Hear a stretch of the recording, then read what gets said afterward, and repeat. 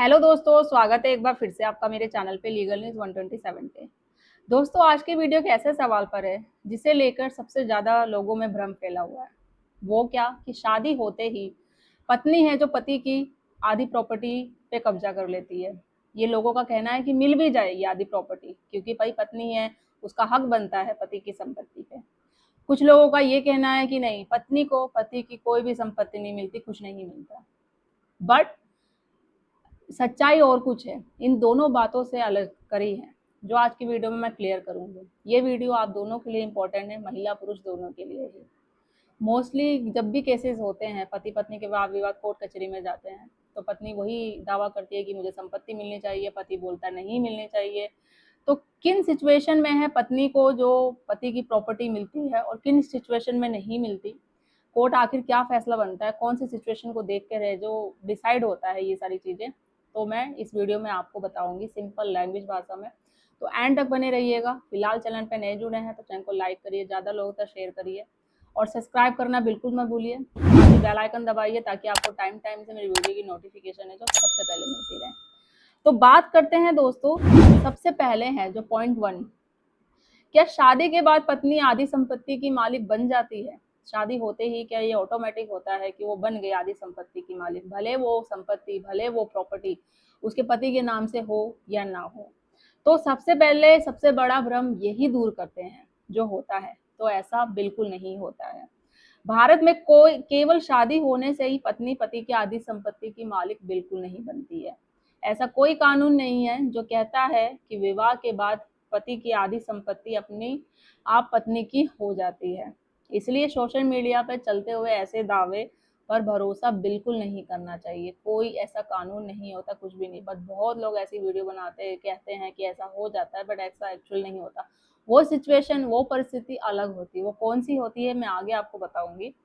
तो नंबर 2 है पॉइंट कि अगर संपत्ति पति के नाम है तो फिर, अगर चलो मान लिया पति के नाम से नहीं है, सास ससुर के नाम से, तो पत्नी का तो हक नहीं है। बट जब पति के नाम से, तो क्या फिर पत्नी का हक होगा उसी सिचुएशन में? तो अगर कोई मकान, प्लॉट या जमीन केवल पति के नाम पर ही है तो उस पर मालिकाना हक पति का ही रहेगा, ना कि पत्नी का होगा। पत्नी केवल शादी के आधार पर उस संपत्ति के सह मालिक नहीं बन सकती है कि भाई पति है उसके नाम से है तो मेरा भी हक हो गया उस पर, तो ऐसा बिल्कुल नहीं होता। हाँ, कुछ कानून की परिस्थितियां होती है, उसे राहत उस पर मिल सकती है, जिससे कि आगे मैं आपको डिटेल में बताऊंगी। अब नंबर 3 है, पत्नी कब घर में रहने का अधिकार मांग सकती है? तो भले ही पत्नी उस घर की मालकिन ना हो, फिर भी कुछ मामलों में होता है क्या, शेयर हाउस में रहने का वो अधिकार मांग सकती है। इसका मतलब ये नहीं है कि उस घर की वो मालकिन बन गई, सिर्फ उसको रहने का अधिकार मिल सकता है। और कुछ सिचुएशन में तो ऐसे होते हैं, वो घर की बहू, वो पत्नी इतना मतलब घर में कलेश कर देती है, लड़ाई झगड़ा, सास ससुर की सेवा नहीं करना, उनको गालियां देना, बदतमीजी से बात करना। तो कोर्ट ये भी आदेश देता है बहुत सिचुएशन में कि ठीक है, शेयर हाउस रहने का अधिकार है, बट जिसके रहने से घर का माहौल खराब होता है वो वहां नहीं रह सकता। ऐसे में वो जो कोर्ट है आदेश दे देता है कि उसको अलग से रूम रेंट लेके वहां पे रहने का उसको किया जाए प्रबंध, बट उस घर में नहीं रह सकते। ये चीजें होती है।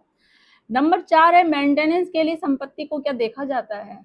तो अगर पत्नी मेंटेनेंस मांगती है और कोर्ट में पति की आय के साथ साथ उसकी संपत्ति, किराए की आय, आर्थिक स्थिति में भी वो जैसे कि बोलती है, देखी जाती है, तो यानी संपत्ति पर पत्नी का मालिकाना हक तो नहीं बनता, लेकिन मेंटेनेंस तय करते समय उस पर उसका प्रभाव पड़ सकता है। नंबर 5 है, अगर पति पत्नी ने नाम संपत्ति खरीद ली हो, कि अपने दोनों के नाम से खरीदी हो। यदि पत्नी ने अपनी इच्छा से पत्नी के नाम मकान या कोई जमीन खरीद दी है या उसको गिफ्ट कर दी है, तो उस संपत्ति की मालकिन पत्नी हो सकती है। बाद में पति केवल यह कहकर संपत्ति वापस नहीं ले सकता कि उसने पैसा मैंने दिया था उस समय, बट आपने प्रॉपर अपनी पत्नी के नाम कर दिए तो वो उसी के नाम से होगा। ठीक है। हाँ, ये चीजें होती है सिचुएशन में कि भाई अगर जैसे होता है प्रॉपर्टी खरीद ली, जमीन खरीद ली, कि जब तक रिश्ता सही चल रहा था आपने तो खरीद ली, इसलिए पत्नी के नाम से प्रॉपर्टी खरीद ली। बहुत सिचुएशन में इसलिए भी खरीद जाती है कि महिलाओं के नाम से खरीदने से प्रॉपर्टी जो होती है वो थोड़ा डिस्काउंट सा हो जाता है, इसलिए खरीदी जाती है। अब आने वाले टाइम का पता नहीं है क्या हो जाए रिश्ते में, तो वही होता है, मन मुटाव हो गया, लड़ाई झगड़ा हुआ, कोर्ट कचहरी में पहुंच गए। तो उस सिचुएशन के लिए अगर आपको फिर अपने नाम करना है तो फाइट तो करनी पड़ेगी। ये कोर्ट में भी दिखाना पड़ेगा कि जो पेमेंट हुई वो आपने करी। बहुत केसों में ये भी बोल सकते हैं कि नहीं भाई, जो पेमेंट है, पत्नी बोलेगी ये मैंने खरीदी है मेरे नाम से, तो अगर आपने पेमेंट करी है, आपको पता है सारा जितना भी रिकॉर्ड है सब कुछ है, तो वो चीज़ें आप दिखाओ, सारी चीज़ें करो, थोड़ा टाइम लगेगा, हो सकता है कि आपके फेवर में केस आ जाए। ठीक है। अब नंबर 3 है कि जॉइंट प्रॉपर्टी का क्या होगा। अगर पति पत्नी ने कोई मिलकर संपत्ति ली है, कोई प्रॉपर्टी ली है, दोनों ने पैसा इन्वेस्ट किया है, तो दोनों का नाम रजिस्ट्री में भी है और दोनों अपने अपने हिस्से के मालिक हो गए ऐसे में। ऐसी स्थिति में पत्नी अपने हिस्से पर पूरा कानूनी अधिकार रखती है। अब नेक्स्ट है 7 पॉइंट कि पति की मृत्यु के बाद क्या अधिकार होते हैं पत्नी के। तो अगर पति की मृत्यु हो जाती है या उसे कोई वसीयत जैसे कि विल नहीं बनाई है, पति ने नहीं बनाई और उसकी मृत्यु हो गई इन केस, तो पत्नी कानूनी उत्तराधिकारियों में शामिल हो सकती है और ऐसी स्थिति में पत्नी को कानून के अनुसार है जो उसको उसका हिस्सा मिलेगा। लेकिन ये स्थिति पति के जीवित रहने के दौरान लागू नहीं होती है, जब वो जिंदा है, जब नहीं, उसके मरने के बाद वो चीजें होती है। नंबर 8 है क्या पत्नी ससुर की संपत्ति में हिस्सा मांग सकती है। बहुत केसों में ये भी होता है कि भाई हो या ना हो, मेरी तो शादी हो गई है, तो भले प्रॉपर्टी सास ससुर के नाम से भी हो तो मेरा भी हिस्सा है। ऐसे बहुत केसेस आते हैं, वो दावा करती है, हिस्सा मांगती है। तो यही होता है कि इसका आमतौर पे जवाब है कि नहीं मांग सकती है। पत्नी केवल इस आधार पे है कि वो बहू है और ससुर की संपत्ति में हिस्सा उसको नहीं मिलता है, कि अगर सास ससुर की संपत्ति और वो बहू है घर की, बोल रही है मुझे हिस्सा चाहिए, तो ऐसे नहीं मिलता है। हाँ, यदि कोई विशेष कानूनी परिस्थिति हो या कोई उत्तराधिकार के नियम लागू हो, तो वो मामला, वो सिचुएशन वो कुछ अलग हो जाती है। तो दोस्तों आज की वीडियो में से 3 बातें हमेशा याद रखना है आपको। वो क्या, पहली, शादी होते ही पति की आधी संपत्ति की कोई मालकिन नहीं होती पत्नी। दूसरी, पत्नी को कुछ सिचुएशन में रहने का अधिकार मिलता है या मेंटेनेंस मिल सकता है, लेकिन इसका मतलब संपत्ति का मालिकाना हक नहीं मिलता उसको। तीसरी, यदि संपत्ति संयुक्त या पत्नी के नाम है या उत्तराधिकारी के नियम लागू होते हैं, तब उसे कानूनी अधिकार उसके अलग होते हैं।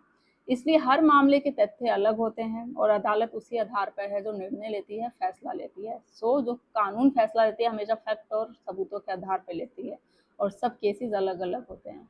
तो आई होप जो मैंने इस वीडियो पर क्लियर करी आपको समझ में आ गई होगी और नए आधे लोगों तक शेयर करिए, जैसे आपको कुछ हेल्प मिलती है मेरी वीडियो से और लोगों तक भी मिले। जल्दी मिलूंगी मैं अपने नेक्स्ट वीडियो में, तब तक